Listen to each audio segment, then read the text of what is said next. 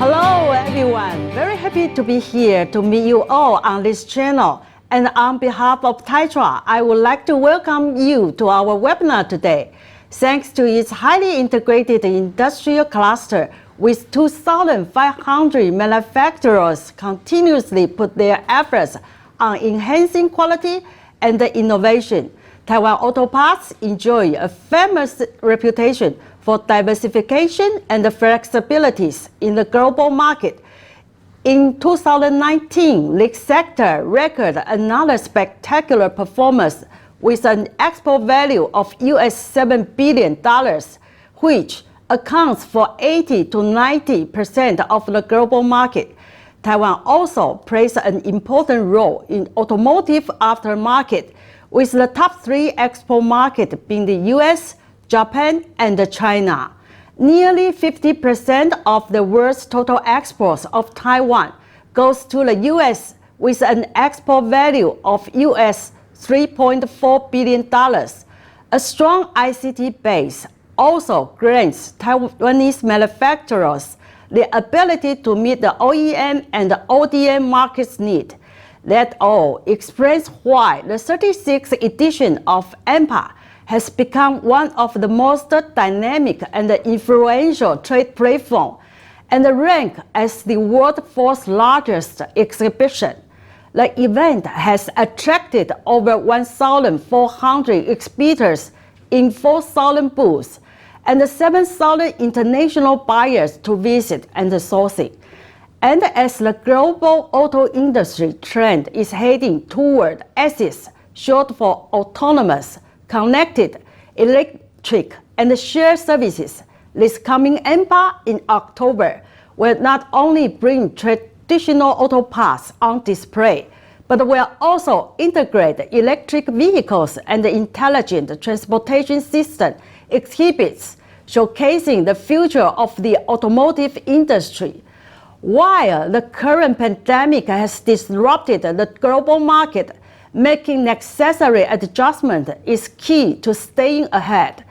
With that in mind, Taitra, as the organizer of more than 40 Type 1 trade shows, will continuously connect exhibitors and buyers, future exhibitors' products, and provide the most updated information on target markets. Our integrated online services include online exhibitions, pre-show online sourcing meetings, online new product launches, webinars, as well as TTS Insight Series. Today, we presented to you the webinar for auto parts industry in the US market. I would like to introduce the presenter, Mr. Mark Phillips, the editor and the publisher of Aftermarket Intel.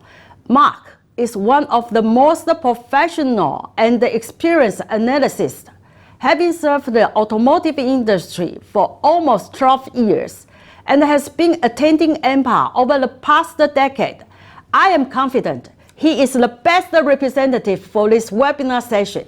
Let's enjoy his presentation now. Hi everybody, my name is Mark Phillips. I am the editor and publisher of Aftermarket Intel, a global automotive aftermarket online publication. Today I'll be talking about COVID-19, the US automotive aftermarket, and opportunities in the US for Taiwanese auto parts manufacturers. Next slide, please. I have been a journalist for 25 years and have worked in the automotive aftermarket for 12 years. I see my job as being a bridge between the people who make and sell automotive aftermarket parts and those who want to buy them. Next slide, please. I attend the TAIPEIAMPA AUTOTRONICS show every year and have learned a lot about Taiwan in the last 10 years. Taitra has asked me to come aboard and give you an overview of the opportunities that exist in the United States. Next slide, please. In light of COVID-19 or the coronavirus, the United States has shut down like many other countries, but we are beginning to open up as summer approaches. Next slide, please. Each of the 50 states, Washington, D.C., and our territories have their own plans for how we begin reopening. Normally, these plans are centered around how many people were ill in each area. Next slide, please. The automotive aftermarket could benefit from the slowdown in global automotive manufacturing. Fewer cars are being produced, and even fewer are being sold. When this happens, as we all know, people tend to keep their cars longer, and the automotive aftermarket benefits from this. Next slide, please. The automotive aftermarket in the United States has been deemed an essential service. The U.S. government issued guidelines to the states for how they were to respond to the coronavirus. But it's up to the states to decide how to enact those rules. At first, there were some problems. Police would respond to businesses and tell them that they needed to be shut down, but that's not happening as much anymore. For the last several weeks, things have improved. Next slide, please. There have been changes to the automotive aftermarket in the United States because of the coronavirus. Some companies have decided to enact curbside pickup where people can drive their cars up and pick up parts. Also, parts sales have been down. Initially, there was a large drop in sales because people were either unable to leave their homes or couldn't leave their homes. But business will improve. Why? Because as we all know, when a car sits, it begins to degrade. While the U.S. has large cities and public transportation in most of them, the vast majority of people in the United States must have a vehicle to commute to work. For many people, a vehicle is simply a necessity. Items like batteries, belts, and hoses, and even some brake items will be needed very soon. Those are just a few of the categories. Next slide, please. What do you need to know about the U.S. automotive aftermarket? Well, for starters, it's big. We have more than 350 million vehicles and 330 million people. Next slide, please. Right now, the average age of a vehicle in the United States is 12 years old. That is a huge opportunity for parts sales and repair. As we all know, the older a vehicle gets, the more it will demand repair. And the more that a vehicle is driven, the more it's going to need repair. Next slide, please. In fact, Americans drove 3.22 trillion, that's trillion, miles in the year 2018. Next slide, please. The value of light-duty automotive aftermarket sales and repair in the United States is worth more than $320 billion a year. Next slide, please. Now I'd like to talk to you about what the U.S. consumer expects. The U.S. consumer expects that their vehicle is repaired the same day. And they want to be able to pick up their vehicle by 5 p.m. They want to drop off their vehicle in the morning and pick it up after work. There is no tolerance for repair that takes longer than a day. As a result, your parts must be available now. Your company's parts must be firmly rooted in the U.S. automotive aftermarket distribution system. Said another way, they must be available right now. Next slide, please. Parts are expected to be delivered from a warehouse or a parts store to a repair shop in 30 minutes or less, kind of like a pizza. Next slide, please. Distribution of auto parts in the United States is done primarily through two means. Either retailers who sell to both DIFM, do it for me, and DIY, do it yourself customers, or program groups. Program groups are affiliated with warehouses and parts stores.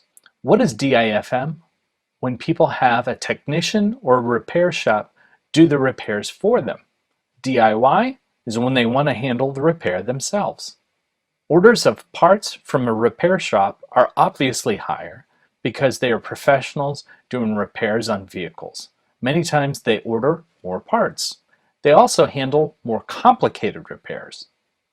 Next slide, please. In general, there are retailers and independent jobber stores or warehouses that sell auto parts. You already know the names AutoZone, Advance Auto Parts, and O'Reilly. Then there are others, such as program groups, such as the Aftermarket Auto Parts Alliance. Other groups such as Pronto and Federated Auto Parts play the same role. Jobbers sell typically 50% of their auto parts sales to professionals. What's a program group? A program group is like a marketing group that independent business owners use to sell parts. These independent business owners are shareholders of a program group. Next slide, please. There are about 33,000 auto parts stores in the United States, whether they are retailers or program group affiliated stores. Both sell to DIFM or do-it-for-me customers. Next slide, please. So where does Taiwan come in all of this? Taiwan has a lot going for it, and we need your parts, but we also need to know about them. So how can Taiwan auto parts suppliers be successful in the United States? For one, they need to solve a problem, and they need to replace a part. On the issue of solving a problem, if your part saves time, a technician wants it. For example, if a component on a larger part is often failing and your company finds a way to fix it, that is going to be a fast-moving part. You should try to gather information from repair shops or technicians about which parts are problematic and work from there. Earlier, I mentioned that consumers in the United States want their vehicle by 5 p.m. that day. That's where this comes in. If a technician can more easily get their car out of the bay, they will want your part. Next slide, please. So how can your company sell more parts in the United States? It must have distribution. Distribution is the only way to sell parts in the United States in large volumes. Yes, there are online retailers who sell parts, but the United States has built a highly complex and efficient auto parts distribution system that you must be part of. This system gets parts as closely as possible to where the vehicles are going to be repaired. It's happened over a period of decades. The traditional automotive aftermarket still dominates the world of do-it-for-me repair. If someone wants to repair their own vehicle, they may be willing to wait a few days or even a week to get an online part. Next slide, please. Furthermore, how can Taiwanese auto parts suppliers be successful? You need to have your parts listed first. What do I mean by that? Next slide, please. You must be the first, second, maybe the third part that is listed when parts are being ordered. Think about search results on Google. You're more likely to click on a link at the top of the page. It's basically the same way for auto parts. People working in auto parts stores often click on the first brand they see unless they know their customer has a particular brand preference. So it's very important for you to be listed as close to the top as possible. Depending on how quickly a category of part moves, that determines how many brands are going to be available in the system. The faster moving parts typically have more brands. Slower moving parts have fewer brands. When somebody orders a part at a parts store, you must be in the first, second, or maybe the third listed options. Next slide, please. What else can you do? You can offer a promotion such as a gift card for a certain number of parts being ordered. Parts stores and repair shops love these. Next slide, please. And what else? Do a good job of telling your company's story to the US audience. Tell people like me what products you have and let me help you get the news out. Next slide, please. Journalists like me want you to succeed in business. Why? Because if you can supply quality parts to repair shops and technicians and parts stores in the United States, it's good for everybody. And don't forget, your company's story isn't just about the products you sell. It's about the problems you solve. Your company has a compelling story. I'm sure of it. Find it and tell it to the world. One of the biggest missed opportunities that companies make is not issuing press releases. Business editors are busy people. One way to get their attention is to let them know about news your company may have. You may be surprised by how many companies don't take advantage of news releases. What should a news release be about? Anything. Do you have a new product? That's a press release. What about new improved packaging? That's also a press release. Did you hire somebody in an important position? That is a press release. On the topic of packaging, a new package that includes things like changes of colors, change in types of packaging used, or other attributes is important to people who find your products on the shelves at parts stores. They need to know if your product looks different. What else? Are you exhibiting at a trade show? Make sure you keep in contact with key stakeholders, including the press, and let them know about it. Let people know if you're releasing a new product, are showing a new technology, or a part of a new outdoor exhibit. There is more news happening at your company than you might realize. Next slide, please. You should also become a member of an association, such as AASA MEMA or the Auto Care Association. They'll advocate on your behalf and tell your story to the world. Many of you are probably already members. What not to do? Don't try cold calling on LinkedIn. I've seen it before and I don't think it's successful. Next slide, please. In closing, we need Taiwan's auto parts. We need trustworthy, dependable partners in business. Next slide, please. As always, if you have questions, I'm available. You can email me at mark@lpnewmedia.com or visit aftermarketintel.com. Good luck, and thank you so much for your time today.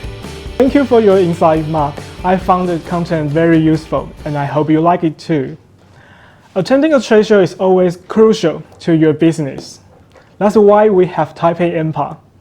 So allow me to remind you that the TAIPEIAMPA show has been rescheduled for October 21st to 24th at Taipei Nangang Exhibition Center Hall 2. We hope to see you then. So let's take a look at what the show has been achieved in 2019.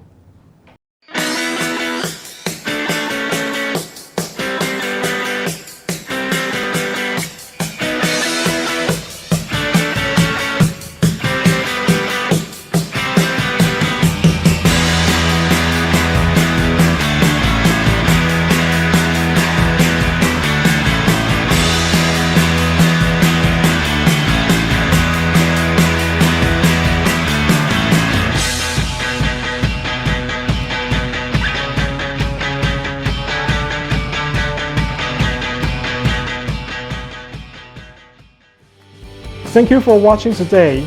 If you are interested in AMPA or our online services, you can visit our website.